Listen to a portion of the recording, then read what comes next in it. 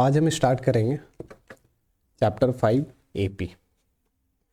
इसमें दो फार्मूला है, एक जनरल टर्म का और एक सम वाला। अगर ये दो फार्मूला में कमांड है तो एपी के सारे क्वेश्चंस बन जाएंगे। तो यहाँ पे आज हम लोग कॉन्सेप्ट देखते हैं एपी के। तो पहले देखो एपी क्या होता है।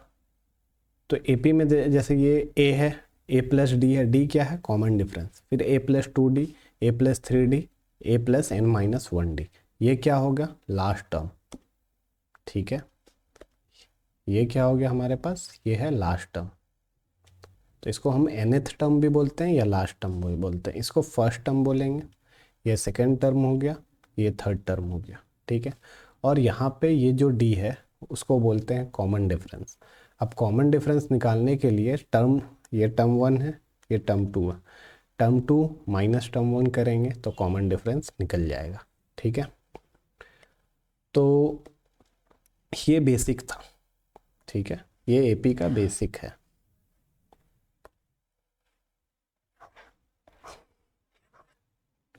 तो देखो यहाँ पे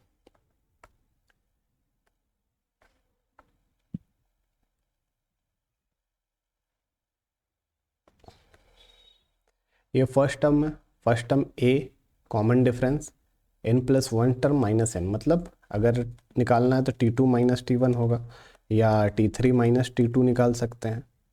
ठीक है, यहाँ से क्या निकल जाएगा कॉमन डिफरेंस, ये है हमारा कॉमन डिफरेंस।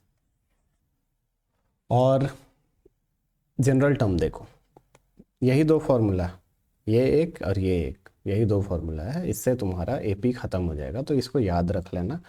तो देखो जनरल टर्म मतलब A N is equal to A plus N minus 1d। अब जैसे A3 निकालना है तुमको, मतलब तीसरा टर्म निकालना है इससे, तो क्या क्या लिख सकते हैं, ए प्लस 3 माइनस 1d लिखा जा सकता है, तो equal to A plus 2d। ठीक है, जैसे तुमको A20 निकालना है तो तुम डायरेक्ट ये भी तो लिख सकते हो, ए प्लस 20 से एक कम कितना होता है 19, 19d। अगर तुमको 50th टर्म निकालना है तो ए प्लस 49d हम लोग लिख सकते हैं। अगर तुमको फोर्थ टर्म निकालना है तो ए प्लस 3d लिख सकते हैं। ठीक है, तो यहाँ से आ गया। जैसे तुमको पीथ टर्म निकालना है ए प्लस पी माइनस 1d। ठीक है, एक कम करके डी से मल्टीप्लाई कर देना। जैसे तुमको आर टर्म निकालना है ए प्लस आर माइनस 1d। ठीक है, तो यही है। तो ये तो टर्म है जनरल टर्म। अब दूसरा देखो, दूसरा तुम्हारे पास है सम का फॉर्मूला। सम का फॉर्मूला क्या है ना, इसका मतलब क्या हुआ समझो, ए है प्लस कॉमा ए प्लस डी कॉमा ए प्लस 2d, ये तीन टर्म है, तीनों एपी में है। अगर तीनों एपी में है तो इसका सम करेंगे, तो सम करने का मतलब ए प्लस डी प्लस ए प्लस 2d। तो ऐसे अगर हम लोग सम करेंगे तो इसका कितना आ जाएगा, डी और डी 3d और 3 है, तो 3a प्लस डी निकल जाएगा। तो ये तो हम लोग यहाँ पे तीन ही टर्म था तो सिंपली हम लोग ऐड कर लिए, बट यहाँ पे मेरे पास n टर्म होगा, बहुत सारा टर्म्स होगा, n नंबर ऑफ टर्म्स होगा, तब हम एक फार्मूला को यूज़ करेंगे। तो फार्मूला क्या है देखो, फार्मूला है sum is equal to n by 2 into 2a plus n minus 1d। ठीक है, sum is equal to n by 2 into 2a plus n minus 1d, यही फॉर्मूला है। अब देखो इसमें n क्या है, n तो तुम्हारा लास्ट ये हो जाएगा number of term, number of terms, कितना नंबर ऑफ टर्म्स है, जैसे 20 है, 19 है, 15 है, 10 है, वहाँ n का वैल्यू लिखेंगे। और यहाँ पे भी वही n आ जाएगा। a क्या है फर्स्ट टर्म, फर्स्ट टर्म, और ये d क्या है तुम्हारा कॉमन डिफरेंस। Sn क्या है sum of n terms, sum of n terms, ये हो गया। तो ये सम का फॉर्मूला। अब सम का दूसरा एक फॉर्मूला होता है जो यहीं से डेराइव होता है। देखो n बाई 2 है, जैसा है वैसे ही लिखते हैं। 2a को हम ऐसा लिख सकते हैं a plus n minus 1d। तो यहाँ से ये देखोगे, अगर हम यहाँ से इतना को देखते हैं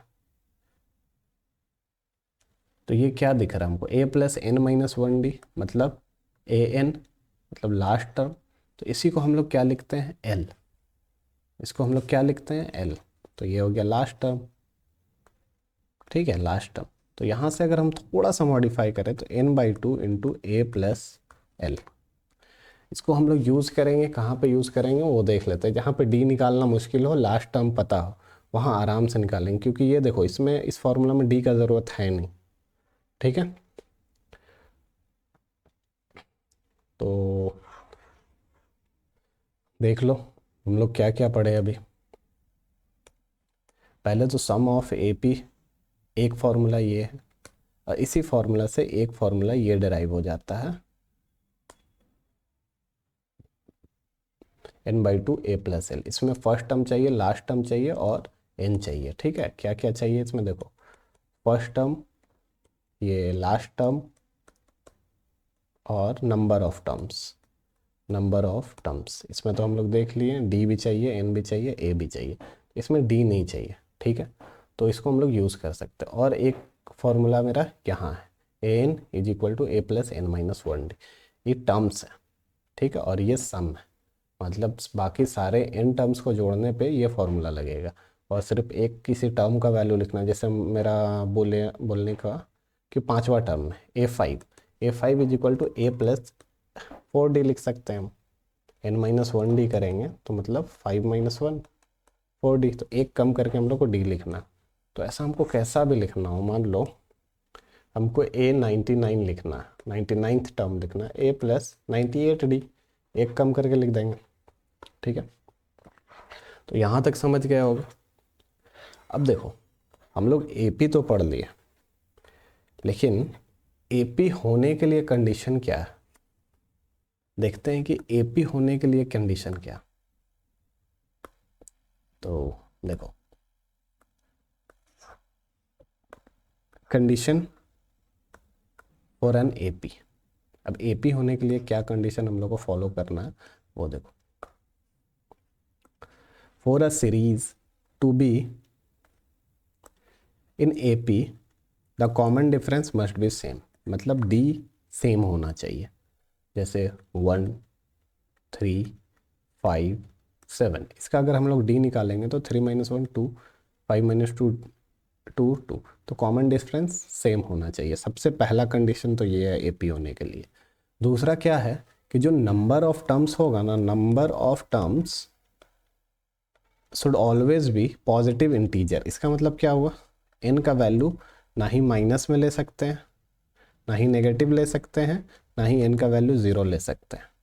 ठीक है, और ना ही n का वैल्यू हम लोग फ्रैक्शन में ले सकते हैं 1/2, n is equal to 0.5। These things are not valid for an AP। तो AP होने के लिए तुम्हारे पास दो कंडीशन है, एक तो कॉमन डिफरेंस सेम होना चाहिए, दूसरा क्या है कि n का वैल्यू जो होगा वो पॉजिटिव इंटीजर होना चाहिए। मतलब हम लोग अगर बोले तो काउंटिंग नंबर होना चाहिए, नेचुरल नंबर, 1 2 3 4 5 6 ऐसे करके होना चाहिए।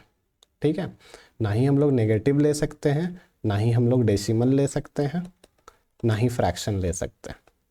ठीक है, और 0 भी नहीं होगा n। तो जब क्वेश्चन आएगा कि क्या ये सीरीज AP में है कि नहीं, तो दो चीज़ आपको चेक करना है। पहले तो D चेक करना, कॉमन डिफरेंस चेक करना, उसके बाद नंबर ऑफ टर्म्स चेक कर लेना, आपका क्वेश्चन बन जाएगा। तो कॉन्सेप्ट के नाम पे तो यही है पूरा। इतना अगर आप लोग कर लेते हो, ये चीज़ समझ गए, तो फिर इससे हर एक क्वेश्चन बना सकते हैं। तो प्रीवियस ईयर क्वेश्चन हम लोग देखेंगे, उसी से इस चैप्टर को हम लोग सॉल्व करेंगे और आगे बढ़ते हैं। देखो ये कंडीशन तो हम लोग कर लिए, condition for an AP D same होना चाहिए और n पॉजिटिव इंटीजर होना चाहिए। अरिथमेटिक मीन मतलब क्या होता है, मीन मतलब एवरेज हुआ। तो अगर A B और C, अगर ये तीन सीरीज में AP में, तो इसका जो बीच वाला का वैल्यू क्या होगा, दोनों का एवरेज, दोनों एक्सट्रीम का। तो B का वैल्यू होगा A + C/2। ठीक है, तो इसी को बोलते हैं अरिथमेटिक मीन। जब भी क्वेश्चन है अरिथमेटिक मीन का, तो एक्सट्रीम वाला का सम करके 2 से डिवाइड कर देंगे। क्लियर है। देखो इससे रिलेटेड हम लोग क्वेश्चन देखेंगे, तब ज़्यादा क्लियर होगा ये चीज़। अब एक कॉन्सेप्ट मैं बताने जा रहा हूँ, इस कॉन्सेप्ट को अगर समझ लिए तो आपका क्वेश्चन बनाने का तरीका थोड़ा आसान हो जाएगा। ठीक है, ये है selection of selection of terms in AP. AP में सिलेक्शन करना है टर्म्स का, ठीक है।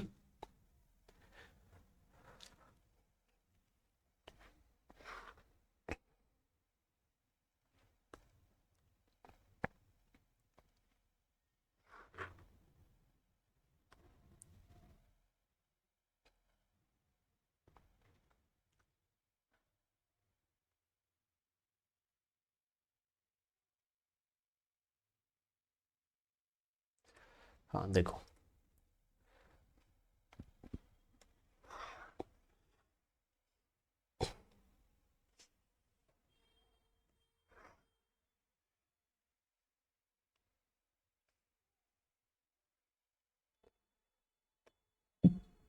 Selection of terms in AP. तो पहले हम लोग लिखेंगे number of terms, number of terms. दूसरे में लिखेंगे क्या लेंगे, यहाँ पे हम लोग टर्म्स चाहिए और उस टर्म्स का कॉमन डिफरेंस कितना होगा ये देख लेते हैं। तो सबसे पहले अगर तीन टर्म होता है ना, तो हम लोग ऐसे मान सकते हैं ए, पहले ए माने तो इधर लिखेंगे ए प्लस डी, ठीक है, इधर उसका ए माइनस डी। तीन टर्म हो गए, इसका कॉमन डिफरेंस निकालेंगे तो डी आएगा, ठीक है। यहाँ तक समझ में आया होगा। अब देखो अगर 4 टर्म होता है तो क्या करेंगे, 4 टर्म्स होंगे तो हम लोग लेंगे A minus D, common difference 2d लेना है, ठीक है। ए माइनस डी, फिर A plus D, A plus 3d। तो फिर लेफ्ट साइड में लिखेंगे ए प्लस डी और सॉरी 4 टर्म लेना था ना, ए माइनस डी लिए, ए प्लस डी लिए और ए प्लस 3d लिए, तो इधर लेंगे A minus 3d, A minus 3d। अब फिफ्थ वाला टर्म देख लो, फिफ्थ वाले टर्म में क्या है, अगर 5 टर्म्स है, 5 टर्म्स है, तो इसका भी कॉमन डिफरेंस कितना होना चाहिए, डी ही होना चाहिए, ठीक ना, यहीं लिख देते हैं कॉमन डिफरेंस डी होना चाहिए, इसका 2d होना चाहिए। तो यहाँ से हम लोग इसी को एक्सटेंड कर लेंगे, ए प्लस डी हो जाएगा, फिर ए प्लस 2d हो जाएगा, तो यहाँ माइनस में भी ए माइनस डी हो जाएगा और ए प्लस 2d हो जाएगा। इसको करने का क्या फ़ायदा होता है ना, एक वेरिएबल मेरा ख़त्म हो जाता है, जब भी सम का क्वेश्चन आए या कुछ आए तो एक वेरिएबल ख़त्म हो जाता है, तो इसका कॉमन डिफरेंस डी है। अगर ऐसे करोगे तो तुम्हारा काम थोड़ा आसान होगा, क्योंकि इसको ऐसे भी तुम एज्यूम करना है तो कुछ भी कर सकते हैं, ए कर सकते हैं, ए प्लस डी कर सकते हैं, ए प्लस 2d कर सकते हैं। लेकिन इसमें क्या होगा ना, तुम्हारा एक वेरिएबल, दोनों वेरिएबल को सॉल्व करना पड़ेगा। और इस वाले केस में अगर ऐसे एज्यूम करोगे तो एक वेरिएबल ए या डी ख़त्म हो जाएगा, ठीक है, क्वेश्चन के हिसाब से। तो ये वाला इफ़ेक्टिव तरीका है एज्यूम करने का, तो इसको याद रखना, कॉपी में नोट्स में अपने ऐड कर लेना। तो एपी में इतना ही है, फिर नेक्स्ट वीडियो में हम आते हैं क्वेश्चन के साथ प्रीवियस ईयर और उसको देखते हैं, ठीक है। Thank you very much.